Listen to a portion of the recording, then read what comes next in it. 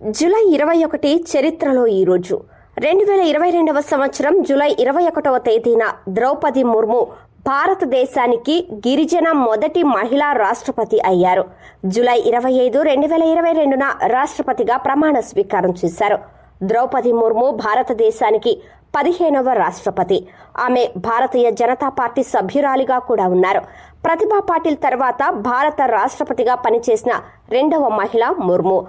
రాష్ట్రపతి కావటానికి ముందు 2000 సంవత్సరం నుండి 2024 మధ్య కాలంలో ఒడిశా ప్రభుత్వ మంత్రివర్గంలో వివిధ శాఖలలో పనిచేశారు. 2015 నుండి 2021 వరకు జార్ఖండ్ 9వ గవర్నర్గా ఆమె వ్యవహరించారు. జార్ఖండ్కు తొలి మహిళా గవర్నర్గా నియమితులైన ఘనత కూడా ద్రౌపది ముర్ముకే ఉంది. భారతదేశంలో గవర్నర్గా నియమితులైన మొదటి గిరిజనురాలు కూడా ఆమె.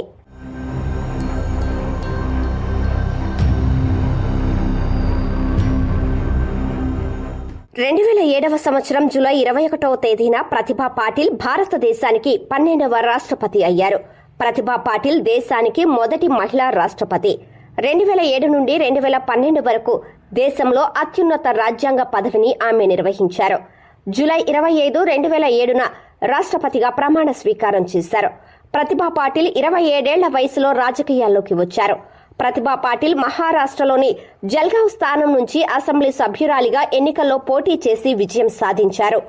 ప్రతిభా పాటిల్ ముక్తినగర్ అసెంబ్లీ నుండి కాంగ్రెస్ టికెట్ పై 4 సార్లు గెలిచారు. జూన్ 1, 2019న ప్రతిభా పాటిల్ కు మెక్సికో అత్యున్నత పౌర పురస్కారమైన ఆర్డెన్ మెక్సికన్ దిల్ అగూలా అజటెకా లభించింది. ప్రతిభా పాటిల్ తన పదవీ కాలంలో మహిళలకు స్ఫూర్తిగా నిలిచారు.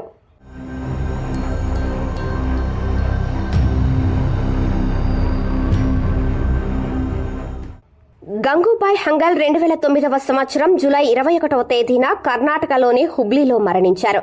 గంగూబాయ్ హంగల్ హిందుస్థానీ శాస్త్రీయ సంగీతంలో ప్రసిద్ధ గాయని. సవాయి గంధర్వ వద్ద సంగీత పాఠాలు నేర్చుకున్నారు. స్వతంత్ర భారతదేశంలో ఖయాల్ గానానికి గుర్తింపు రావడంలో గంగూబాయ్ ముఖ్యమైన పాత్ర పోషించారు. ఖయాల్ భారతీయ సంగీతంలో ఒక రూపం. ఇది భారతీయ పర్షియన్ సంగీతం మిశ్రమాన్ని కలిగి ఉంటుంది.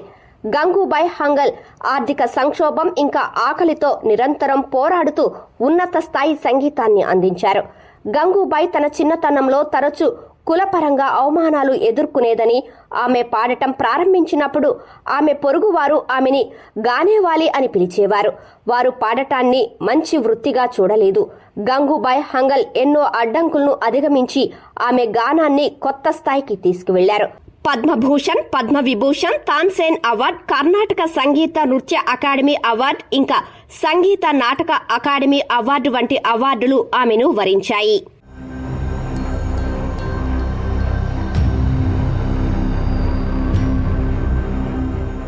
జైరామ్ దాస్ దౌలత్రం 1890వ సంవత్సరం జూలై 21న సింధ్లోని కరాచీలో జన్మించారు. అతను భారతీయ స్వాతంత్ర్య సమర యోధుడు. జైరామ్ దాస్ భారత రాజ్యాంగ సభ సభ్యునిగా కూడా వ్యవహరించారు. స్వాతంత్ర్యం తరువాత ఆయన బీహార్ రాష్ట్ర మొదటి గవర్నర్, ఇంకా కేంద్ర మంత్రివర్గంలో 2వ వ్యవసాయ మంత్రిగా నియమితులయ్యారు.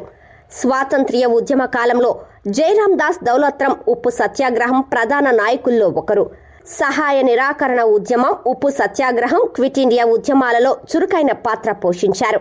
ఆయన 1950 నుండి 1956 వరకు అస్సాం గవర్నర్గా పనిచేశారు. 1979వ సంవత్సరం మార్చి 1వ తేదీన జైరామ్ మరణించారు.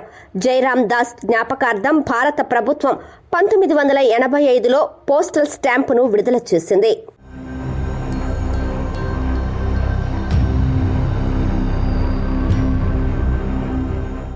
స్టార్ థియేటర్ కలకత్తాలో 1883వ సంవత్సరం జూలై 21న స్థాపించబడింది.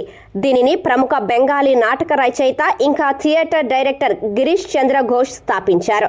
స్థాపక రోజున థియేటర్లో దక్ష్ యజ్ఞం అనే నాటకాన్ని ప్రదర్శించారు. ఈ నాటకాన్ని గిరీష్ చంద్ర ఘోష్ రచించి అందులో ప్రధాన పాత్ర పోషించారు. బెంగాల్ థియేటర్ చరిత్రలో స్టార్ థియేటర్ ఒక ముఖ్యమైన మైలురాయి. ఇది కలకత్తాలో మొట్టమొదటి ఆధునిక థియేటర్గా పరిగణించబడుతుంది. ఆ సమయంలో నాటకం ఇంకా సాంస్కృతిక కార్యక్రమాలకి ప్రధాన కేంద్రంగా ఉండేది. స్టార్ థియేటర్లో 1883 నుండి 1887 వరకు మొత్తం 20 నాటకాలు ప్రదర్శించబడ్డాయి. 1931లో ఈ థియేటర్లో మన్మథ్ రాయ్ జైలు నాటకాన్ని ప్రదర్శించారు. ఇది ఈ థియేటర్లో చివరి నాటకం. అయితే ఇప్పుడు దాన్ని సినిమా హాల్గా మార్చారు.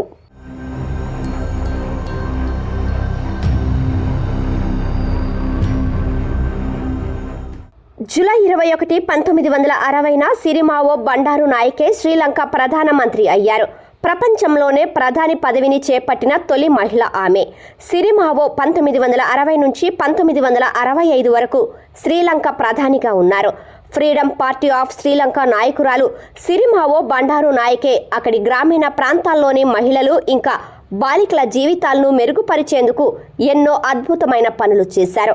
ఆమె ఏప్రిల్ 17, 1916న శ్రీలంకలోని సంపన్న కుటుంబంలో జన్మించారు. సిరిమావో బండారు నాయకే 1941లో దేశంలోనే అతిపెద్ద మహిళా స్వచ్ఛంద సంస్థ అయిన లంక మహిళా సమితి, లంక మహిళా సంఘంలో చేరారు. ఈ కమిటీలో ఉన్నప్పుడు ఆమె గ్రామీణ మహిళల సాధికారత ఇంకా విపత్తు సహాయంతో సహా అనేక సామాజిక కార్యక్రమాల్లో పాల్గొన్నారు. మే 1960లో సిరిమావో ఫ్రీడమ్ పార్టీ చైర్మన్గా ఏకగ్రీవంగా ఎన్నికయ్యారు. 1960లో జరిగిన ఎన్నికల్లో ఫ్రీడమ్ పార్టీ విజయం సాధించింది. బండారు నాయకే 21 జూలై 1960న ప్రధానమంత్రిగా ప్రమాణ స్వీకారం చేశారు. ఆమె 2000 సంవత్సరం అక్టోబర్ 10వ తేదీన మరణించారు.